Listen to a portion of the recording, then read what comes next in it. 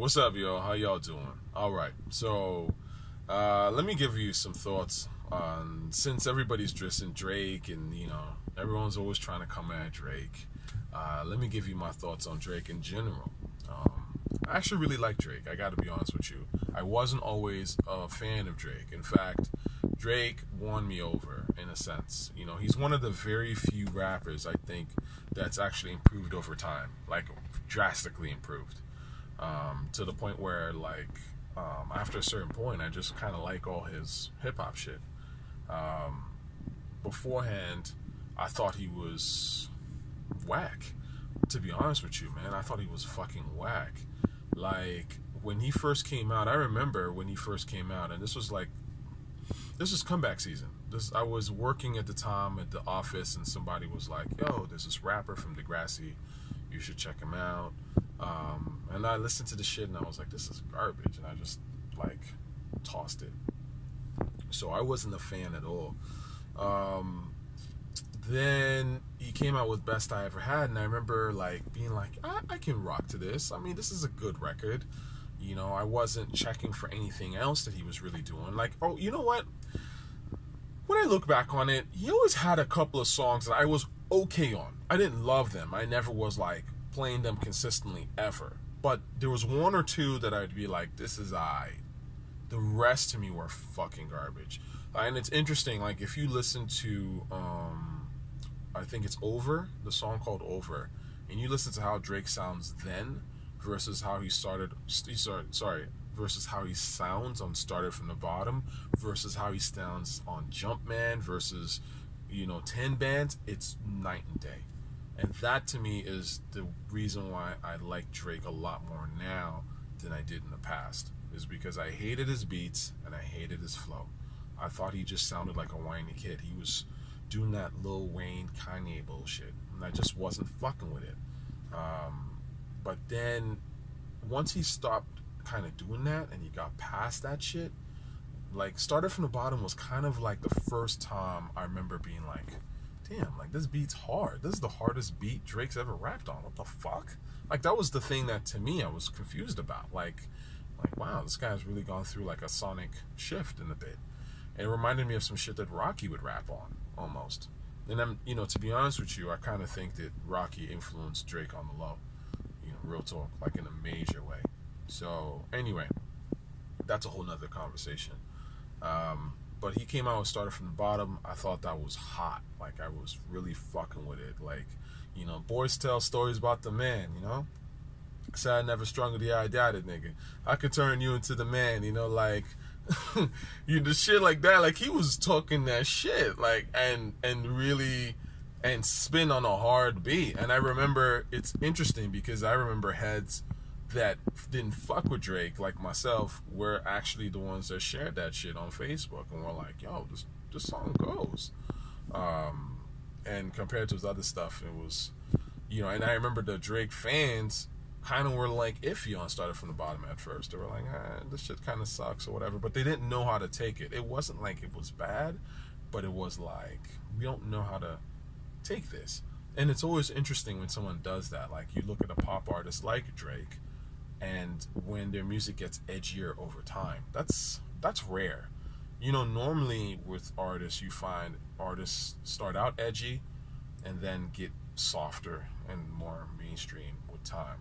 Whereas I think Drake is actually kind of the opposite in some ways, where Drake's stuff started out pretty poppy to a certain degree and very soft, and then the stuff just started to get more and more real over time.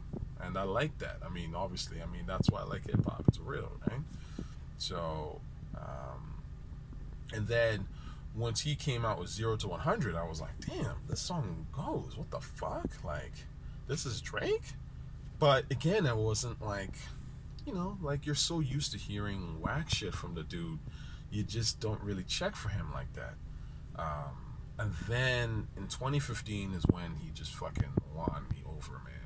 So I remember I heard 10 Bands somewhere, and I was like, oh, this shit goes. Now this is fucking fire. Again, kind of was let me, again, with guys I don't seek their music like that. So I heard 10 bands and I thought, this is fucking fire. Then when What a Time to Be Alive came out, and I was at the club, you know, they were trying to play Diamonds Dancing. Like when it had just come out, they were playing like a couple of tracks off it. And I remember they tried to push Diamonds Dancing, and that was kind of weak to me. But then a DJ, one of the older school DJs was smart, and he played Jumpman. And I remember he played Jumpman, and I was like, oh, what the fuck?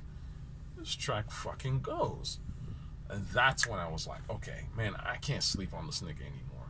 And so I went and I listened to this whole shit. I went to listen to Big Rings, and I was like, damn, this shit is ill. And then went and checked If You're Reading This Is Too Late. And then I heard Know Yourself in full, and I was just like, oh, this shit is incredible. So, you know, since then, man, I've kind of been rocking with Drake, and I find that he's been able to drop street records that are really dope. And, you know, then he has his pop stuff, which I don't listen to at all. I mean, I never bump that shit. So, but in terms of, like, sort of the more street hip-hop-y sounding stuff, it's pretty good. You know, it's not like, you know, this guy's no Nas. Like, you know, he's not Wu-Tang, Mobb Deep. He's not even an A$AP Rocky. Like, it's, you know, it's Drake's hip-hop stuff.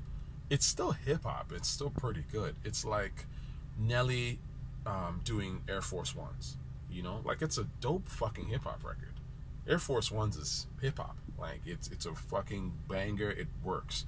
You know, Nelly is hip-hop too, but it's pop hip-hop. You know, it's not, you know, you're not gonna, you know, put that on any kind of list of like great hip-hop records in a sense, but it's very good, and it's something that stands the test of time. And I really do think that Drake has made music that will stand the test of time, you know. So I fuck with Drake. I gotta say, man, I really do.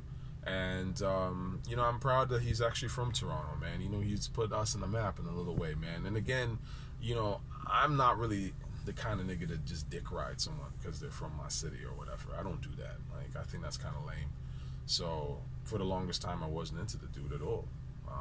But he showed improved, man. So, you know, I champion him now. And if he drops something whack, I'll tell you it's whack. Like, I don't, you know, these niggas aren't my friends, man. Like, you know what I'm saying? Like, I don't earn money based off them and shit like that. I don't believe in dick riding. That's new age shit to me. Like, you know, I feel like back in the day, if you liked an artist, you just liked an artist. And if they dropped whack shit, you'd said, nah, that was whack. You know, like now it's like a whole thing, man. Like, niggas really, you know, they like live off these niggas. Like, they just want to like live through them and all that. That shit's corny to me, man. Like, anyway, my point is, I like Drake, and I do think that Drake is definitely one of the best rappers of the new school. Top two, definitely. I think Drake's made way better music than Pusha T. That's for damn sure. You know, Pusha T's got what, like 2 songs or some shit? What does Pusha T ever come out with, really? Like, let's keep it 100. I'm removing the clip shit, okay? Some of the clip shit was fucking fire. Let's keep it real. So, aside from that shit, I'm talking Pusha T's solo material. What's Pusha put out? Nothing. There's no song by Pusha that you'd be like, damn, that's insane. That's some of the best shit I've heard from this era. You know? The best song I've ever heard from Pusha, like, in his solo, is Numbers on the Board. And that's alright. Like, it's alright, literally. Like, it doesn't fuck with 10 bands, it doesn't fuck with Know Yourself, Sneakin', Jumpman, you know, Big Rings. Drake's got a bunch of other ones, but I mean, those are kind of like the main ones I really fuck with him for. You know, like, started from the bottom. Like, you know, Pusha's not there, and again, like, if you're gonna diss Drake, you gotta make better music than Drake. That's what people always forget, man. Like, you can't win battles if you don't make better music than a nigga. Like, you know, if you make better music than another dude, and then you kill him and you ether him, or you release a diss, and at that point you release better music than that dude, then it's like, whoa. But you can't diss somebody that's made better music than you and is still making better music than you. The shit will never stick.